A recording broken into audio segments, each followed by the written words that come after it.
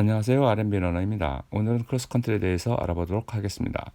영상 시작에 앞서 내용이 다소 길기 때문에 크로스컨트리의 소개와 크로스컨트리를 통해 얻을 수 있는 이점 등에 대한 이번 영상 하나와 크로스컨트리 훈련 방법에 대한 영상의 두 개 파트로 나누었으니 참고해 주시면 감사하겠습니다. 우리가 마라톤과 같은 장거리 달리기를 위해서는 근력과 지구력이 근간이 되어야 합니다. 거기에 더하여 빠르게 달릴 수 있다면 더욱 금상첨화겠지요. 그래서 꾸준히 스피드 훈련을 해야 하는 것입니다만 이런 거 저런 거 묻지도 따지지도 않고 모든 걸 한 방에 해결해 줄 수 있는 훈련 방법이 있습니다. 근력, 지구력, 스피드는 각각 다른 훈련을 통한 개선을 시도하는 것이 일반적이지만 하나의 훈련으로 세 가지를 모두 향상시킬 수 있는 방법이 있으니 그것은 바로 이 영상의 주제인 크로스컨트리 훈련입니다. 크로스컨트리는 심폐기능의 향상과 함께 근력과 지구력은 물론 다양한 지형을 달리면서 자연스럽게 근육 사용량과 사용 부위가 많아지기 때문에 스피드 향상 효과를 기대할 수 있습니다. 또한 크로스컨트리는 평지에서 훈련하는 것보다 더 많은 운동 효과를 볼 수 있는데 왜 그런지 알아보도록 하겠습니다. 그러니까 구독이다. 기록에 따르면 최초의 크로스컨트리 달리기는 19세기 중반 영국에서 시작되었으며 1876년에는 처음으로 영국에서 크로스컨트리 챔피언십이 열리면서 클럽이 결성되고 전국적으로 레이스가 진행되었습니다. 지금은 영국에만 900개 이상의 크로스컨트리 클럽이 등록되어 있으며 점점 더 많은 러너들이 크로스컨트리 영역으로 진입하고 있습니다. 또한 2003년 베를린 마라톤에서 2시간 4분 55초의 기록으로 인류 최초로 2시간 5분 벽을 넘은 폴 터가스는 물론 16년간 여자 마라톤 세계 기록을 보유했던 영국의 마라톤 여제 폴라 레드클리프와 세계 기록에 불과 2초 뒤진 기록을 가지고 있는 현존 최고의 장거리 러너 케네사 베켈레 등은 크로스컨트리에서 다져진 기량을 중장거리에서 더욱 빛을 발하게 한 선수들이라 할 수 있겠습니다. 폴 터각과 케네사 베켈레의 경우는 각각 월드 크로스 컨트리 챔피언십 5연패를 한 경력이 있는데 베켈레의 경우에는 크로스 컨트리 부분에서만 총 11개의 금메달을 수확한 독보적 존재라고 할 수 있습니다.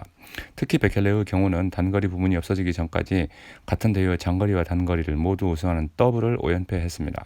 케네사 베켈레는 2019년까지 수년간 가장 위대한 장거리 러너로 군림했던 하일레 게브르셀라시에를 2위로 내려앉히며 현재 1위로 올라섰는데요. 그에 대해서는 후에 자세히 알아보는 시간을 가질 수 있도록 하겠습니다. 크로스컨트리의 주니어 부분 우승 경험이 있는 마라톤 최고 기록의 보유자인 엘리우드 킵초게를 비롯한 많은 러너들이 크로스컨트리를 발판 삼아 도약한 점을 주목해봐야 합니다. 그럼 본격적으로 크로스컨트리에 대해 알아보도록 하겠습니다. 좋아요. 먼저 크로스컨트리는 언덕, 내리막, 비포장, 웅덩이, 숲길 등을 지난다는 점에서 산악 마라톤과 유사하지만 언덕과 내리막의 고도와 지형 등에서 차이가 있다는 점을 염두에 두고 본 내용을 참고하시면 좋겠습니다. 그렇다 하더라도 본 내용에서 달리기 동작이나 크로스컨트리를 함으로써 얻을 수 있는 이점 등은 거의 같다고 볼 수 있겠습니다. 일반적인 로드 경기나 트랙 경기에서 우수한 성적을 내는 주자가 같은 거리의 크로스컨트리에서도 반드시 경쟁력이 있는 것은 아닙니다. 왜냐하면 어떤 특정 선수들은 일반적인 러너들과 달리 하드한 지면보다 소프트한 지면에서 운동 특성이 더 잘 구현되기도 하기 때문이죠. 크로스컨트리에서는 특성상 트랙이나 일반 도로에서와 같은 스피드로 달릴 수 없습니다. 따라서 크로스컨트리에 특화된 주자라면 도로에서 스피드가 조금 부족할지라도 자신의 스타일에 맞는 크로스컨트리에서는 크로스컨트리에 적응되지 못한 또는 적응할 수 없는 러너보다 경쟁력을 갖추어 달릴 수 있습니다. 크로스컨트리는 로드레이스나 트랙 경기와는 달리 다리와 발 동작은 물론 보폭도 코스와 지형에 따라 다르게 요구되는데 이러한 것들은 짧은 시간에 익숙해지는 것이 아니며 장기간 특정한 크로스컨트리 훈련을 통해서 적응하게 되는 것이기 때문입니다. 그렇다면 크로스컨트리는 어떻게 달려야 한다는 걸까요? 그것을 지금부터 알려드리겠단 말이오리다. 부드럽고 가끔은 미끄러운 곳을 달릴 때 보폭은 자연스럽게 작아져야 합니다. 보폭이 짧을수록 스피드를 유지하기 위해 다리 속도가 빨라져야 하는데 이 때문에 트랙에서와 같은 탄력적인 동작으로 달리기가 어렵습니다. 도로나 트랙 경주에서는 발목과 무릎 관절의 인대와 힘줄에 에너지를 압축하여 탄력적인 전진을 하는 데 반하여 크로스컨트리와 같은 소프트한 표면을 달릴 경우에는 에너지의 상당량이 착지 시 지면으로 흡수되기 때문에 달리기로 환원되는 에너지가 상대적으로 적습니다. 때문에 주자는 무릎, 발목, 다리의 동작을 더 효율적으로 움직여야만 하고 허벅지를 들어 올리기 위해 좀 더 많은 에너지를 사용하여야 합니다. 이처럼 크로스컨트리에서는 골반에서 허벅지로 이어지는 근육에서 더 많은 에너지를 필요로 하는데 이러한 모든 노력이 지속되는 동안 상체의 무너짐을 방지해야 하는 역할을 하는 코어 부위에 더 큰 긴장이 부과되게 됩니다. 도로나 트랙 주자는 탄력과 균형을 이용하여 미끄러지듯 달려나가지만 크로스컨트리 주자는 도로 변형에 따른 근육을 사용해야 합니다. 즉 착지면이 고르지 않기 때문에 주자는 더 많은 근육을 고르게 사용하여 균형을 지속적으로 조정해야 하는 것이죠. 그래서 근육의 유연성과 민첩성이 향상되게 됩니다.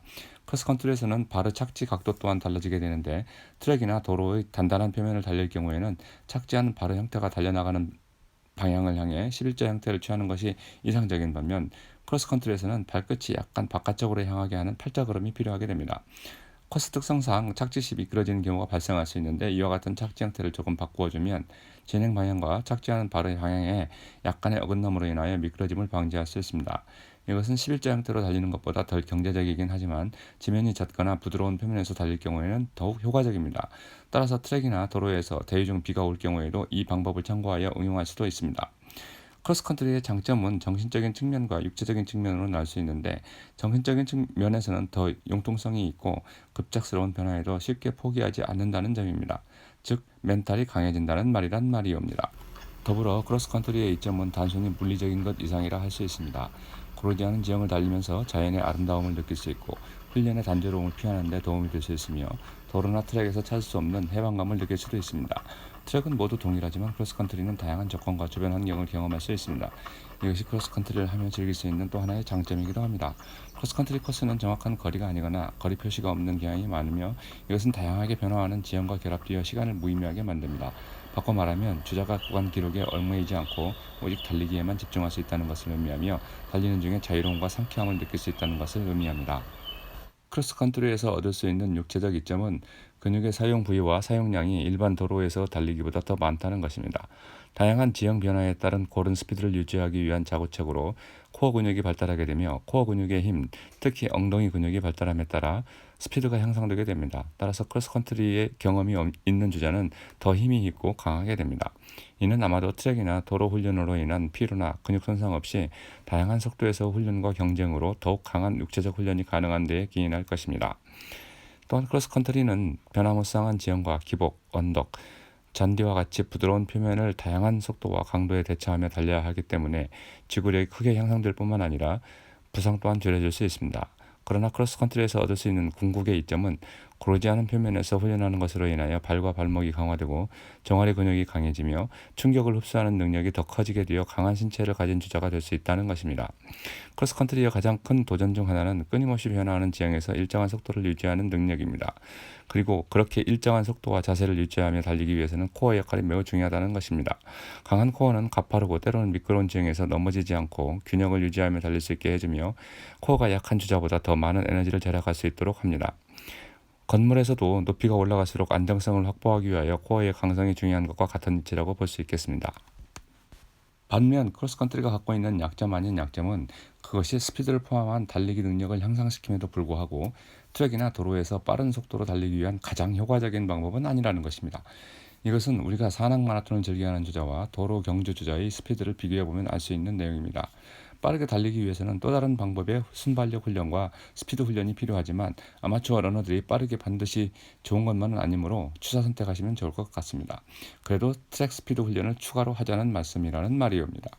그럼 이렇게 좋은 효과가 많은 크로스컨트리 훈련은 언제 어떻게 해야 하는 걸까요?